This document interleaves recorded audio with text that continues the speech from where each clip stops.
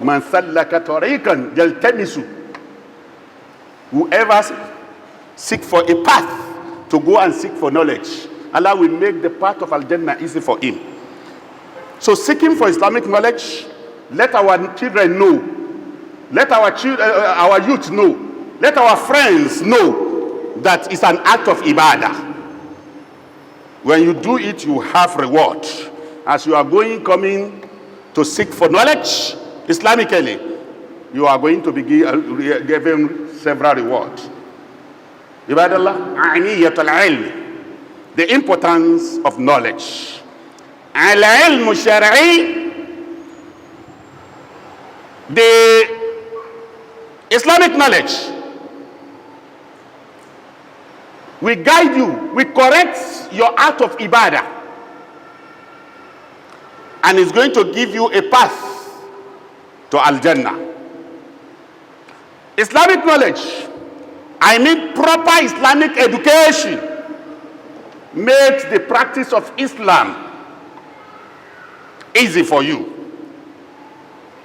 It's going to make, because you understand what you are going to do at every point, it's going to make the practice of Islam easy for you. It helps in understanding the reason behind Islamic laws and rules. When you seek, you will know the reason why Allah has ruled, why Allah has given certain law, why Allah ordained certain thing. Is when you go for Islamic education. Take for example, the verses of the Old Quran has content and context meaning. Content and context meaning. It is through Islamic education you are going to know this verse was revealed for the purpose of this. But by application, you do it this way. If you don't go to Islamia, if you don't study Islamic education, you will not be able to understand it. That's why you will see some Orientalists, if you are not grounded Islamically, some Orientalists, they are not Muslim, but they studied Islam. And they will be using the verses of the Holy Quran or hadith of the Prophet Muhammad. But if you are not grounded, if you are not educated well Islamically, you will be easily get confused. So that's why when you seek for Islamic knowledge, it will help you to understand the reason behind every Islamic rule and every Islamic law. Education, it helps you to graduate from being an ordinary Muslim by birth or by accident. It will graduate you from being ordinary Muslim, whether by birth. You know, some of us, we are Muslim because our father are Muslim. Some of us are Muslim by accident, by accidental way. But if you study Islamic law, Islamic education, it's going to elevate you from being ordinary Muslim to what? Muslim by choice. Muslim by choice. Not by birth, not by accident, but by choice. Because Allah created me to worship Him. It's not because my father is a Muslim, so I must be Muslim. It's not because by accident my friends, my colleagues, they are Muslim, so I want to be Muslim. But it's by choice. It's Islam that will guide you to be a good Muslim. Islamic education will also help you to handle dialogue with people of other faiths effectively. But if you are not well grounded, when they just throw one question to you, you will look confused. So that is the essence why the Prophet Muhammad sallallahu alaihi wasallam mentioned that talabul ilmi farida ala kulli muslim wa muslima. Seeking for Islamic knowledge is compulsory for both male and female Muslim, so that you will be able to understand the rules, the law. You will be able to graduate from ordinary Muslim to perfect Muslim, and you'll be able to dialogue well with people with other faith effectively. My dear brothers and sisters in Islam, let us all know that we need to seek for Islamic knowledge so that it's going to guide us well in these challenging and confusing world. When you are not educated Islamically, you don't know what to be recited while you are doing the prayer, what to be done at each rakah, what to be recited in rukuh, in sujud, what to be recited while you are sitting, attire. When somebody just call you that, you know nothing about what you are doing. How can you be doing the thing that you don't know? Easily, they will derail you. So it helps to guide your inquisitive. It helps to guide your modern-minded children. You know, some of our children, they are very, very intelligent. When they throw certain questions to you, you will look confused. I say, Kai, which type of question is this? But since you are not educated, so they will get confused and they can get derailed.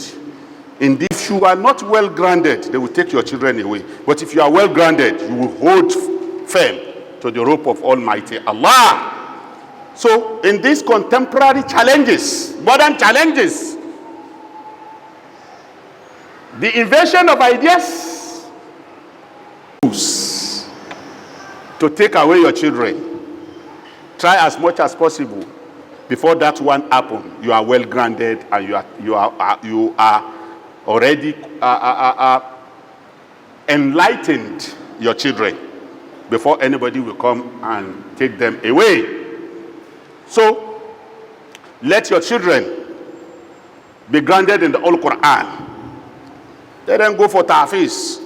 You know, when children memorize Quran, the light of Allah will be on them. The jinns and bad people can never come near them. So that brings him to learning methodology. Al-Man'aj al-Ta'alim.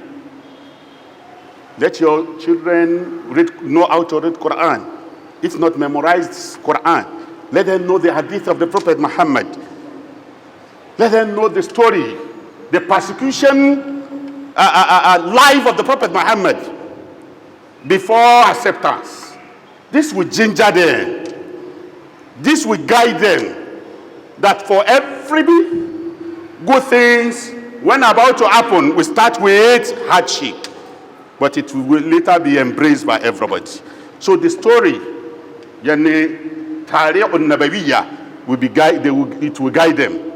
May Allah in His infinite mercy make it easy for every one of us to create time to go and seek for Islamic education so that we'll be well guided in whatever we are going to do in our religious acts and in our daily activities. Barakallahu li wa lakum wal jami' al-muslimin. May Allah bless every one of us.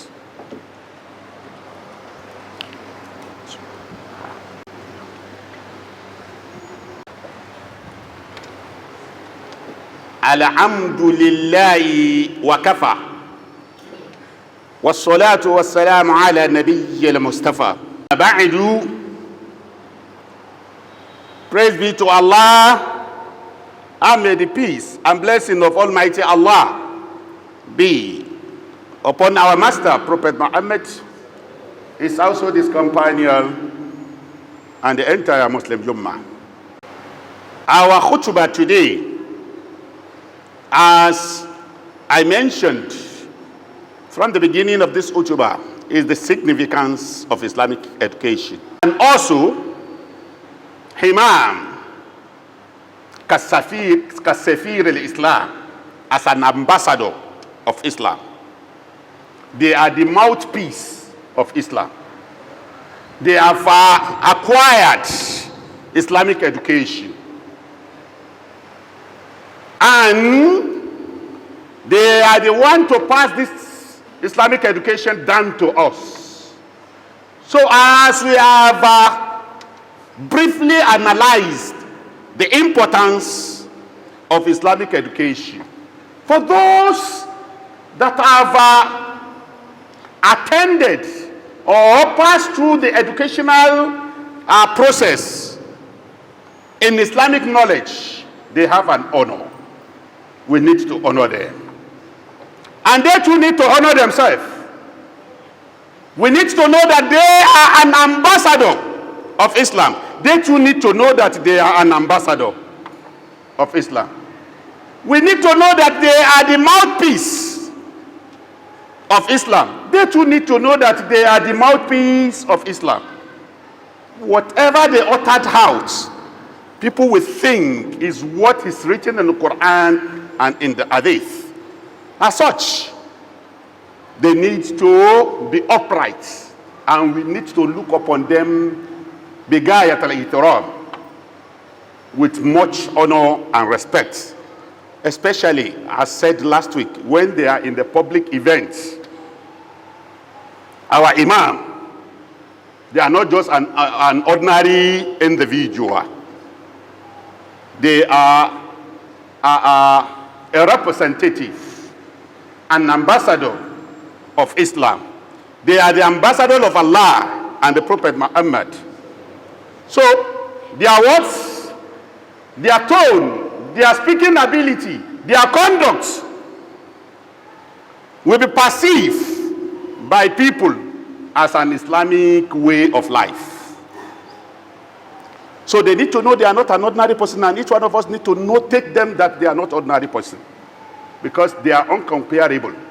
Allah says in the Old Quran, Quran 39, verse 9, هل يستوي الذين يعلمون والذين لا يعلمون? Are those who know equal to those who do not know? No, they are not equal. They are not equal. So this knowledge of Islamic education that they have acquired must be reflected in their dignity, in their words, in their dealing, in their conduct, in their habits. They need to be responsible in conduct, in speech. They should represent Islam way. And for whatever action they are doing, they need to remember that they are representing Allah. They are representing Islam. On this, when they find themselves in an occasion, whether to officiate marriage, naming, walima, or fidao, they need to take very, very important time usage. Time usage. استقدام الأمثل للوقت في الاحتفالات. Effective use of time at ceremony. They should know that time is money. Don't need to waste the time of the people. Don't need to abuse the time, because time abuse has become major problem in Islamic events. A well-planned program that does not exceed 45 minutes, you will see them 3, 4, 5 hours. So, why? What caused all this? The key causes include public money collection from the audience. They will take much time on it, because we too are not taking care of them. They must look for a way of getting 1 or 2 amount of money from us. It's causing a lot of misuse of time. Lack of clear compensation plan for officiating imam, which contradicts the prophetic way of conducting occasion. So Imams should note this, and the audience should also note this. By Imam standing straight, upright, for people to respect them. And people need to reciprocate to an upright Imam, because it's their professional job. Let them do the needful, so that the time wasting will be a thing of past. Islamic organization and branches of all those Islamic organizations, we should all lead by example. I call that one institutional responsibility. Islamic organization and branches should lead by example. Especially our society, NASFAT. NASFAT members and branches of NASFAT worldwide must take responsibility by proper compensating their Imam when they officiate program. During Fida'u, that is Janaza, during wedding, naming ceremony, housewarming, Thanksgiving, even during the NASFAT activities, they need to be well compensated for, so that they will be able to do what is right. So, we need to preserve our dignity as Imam. The Jamaat al-Muslimin need to preserve the dignity of their Imam. We need to be upright in conduct and in speech. We need to all do the things that's supposed to be done at the right time, in the right place. Because Muslims are right people. So when you have seen the right people, what is supposed to be done rightly, at that right time should be done. So that everybody will move back to their various activities. Effective communication. Speaking as a mouthpiece of Islam. Since the Imam, I mean the Ustaz, the Alfas, we are speaking on behalf of Islam. We are speaking on behalf of Allah. We are speaking on behalf of the Prophet Muhammad. We are speaking on behalf of the Muslim. We need to speak effectively. We need to communicate effectively, so that people will understand what we, through our conduct, through good discipline, and with wisdom, hikmatun, baliga, wa hadabun hasana. Effective communication entails wisdom and discipline. We need to be orderly while we are communicating, knowing fully that we are the mouthpiece. I mean the Imams, the Ulama, the Alfas, the Malams are the mouthpiece of Islam. So we need to be concise while we are talking. We need to keep messages short while we are talking. We need to communicate clearly while we are talking. And we need to make our message impactful. Khairul kalami ma qalla wa dalla. The best of speech is the one that is concise and such. Very short and concise. Let our messages be relevant to what is happening in the environment. Focus on the purpose of events. You cannot be in the naming ceremony and you'll be talking about death. They invited you for marriage and you are talking about death. They will say, what is the Malam saying? So, we need to know that we are representative of Allah, representative of the Prophet Muhammad, and representative of Islam. So our position is sensitive. A Muslim, as a perfect individual, also sensitive. So the ulama should know this. You are sensitive. The people you are addressing are also sensitive. So you need, as imam, you need to avoid statements that may embarrass the guests or the people that you are talking to. So we need to preserve the honor of imams. We need to preserve the image of Islam. This is the dual responsibility. I mean, responsibility of imam and responsibility of Jamaat al-Muslimin. So when imam are well trained, well prepared, why you want to attend to any event, is going to give you ample opportunity to be concise and to be brief. But if you are not well prepared, because you are not well trained, your preamble will be too much and the time will be going. So let us all do the needful as an imam and as a Jamaat al-Muslimin. Yes. Ibadallah, inna Allah ya'muru bil-'adli wal-ihsan wa ita'i zil qurbi wa yanha 'anil fahsha'i wal-munkari wal-baghi ya'izzukum la'allakum tadhakkarun. 3 do's and 3 don'ts of Almighty Allah. Allah command justice.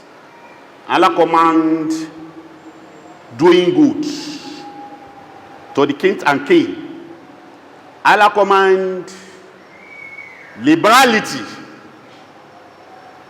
These are 3 do's of Almighty Allah. Almighty Allah. Allah forbids all shameful deeds. Allah forbids injustice. And Allah forbids rebellion. Quran 16 verse 90, Surah An-Nahl. Ibadallah, inna Allah wa malaikatahu yusalluna ala nabi. Ya ayyuhalladhina amanu sallu alayhi wa sallim tasliman. Allahumma salli ala sayyidina Muhammad wa ala ali sayyidina Muhammad. Allahumma barik ala sayyidina Muhammad wa ala ali sayyidina Muhammad. كما صليت وباركت على سيدنا إبراهيم وعلى آل سيدنا إبراهيم في العالمين إنك حميد مجيد. اللهم أعز الإسلام والمسلمين وأذل الشرك والمشركين ودمر أعداءك وأعداء الدين برحمتك يا أرحم الراحمين. آمنا وسائر البلاد المسلمين. اللهم انظر كل مسلمين في كل مكان. اللهم انظر كل مسلمين في كل مكان برحمتك يا أرحم الراحمين. انظر كل رؤسائنا في نيجيريا. اللهم انظر كل رؤسائنا في نيجيريا. اللهم انظر رئيس نيجيريا رئيس بلا عام تنورو. اللهم انظر كل رؤسائنا في كل ولايات نيجيريا جميعا برحمتك يا أرحم الراحمين. اللهم انصر رؤسائنا في أبوجا. اللهم انظرنا على القوم الظالمين وانظرنا على القوم المنافقين وانظرنا على القوم الفاسقين وانظرنا على القوم المستبزدين برحمتك يا أرحم الراحمين يا رب العالمين. اللهم اغفر لنا والوالدين والجميع المسلمين الأحياء منهم والأموات برحمتك يا أرحم الراحمين يا رب العالمين. ربنا آتنا في الدنيا حسنة وفي الآخرة حسنة وقنا عذاب النار ولا حول ولا قوة إلا بالله العلي العظيم. أقول قول هذا أستغفر الله لي ولكم ولجميع المسلمين. قوموا إلى الصلاة يرحمكم الله.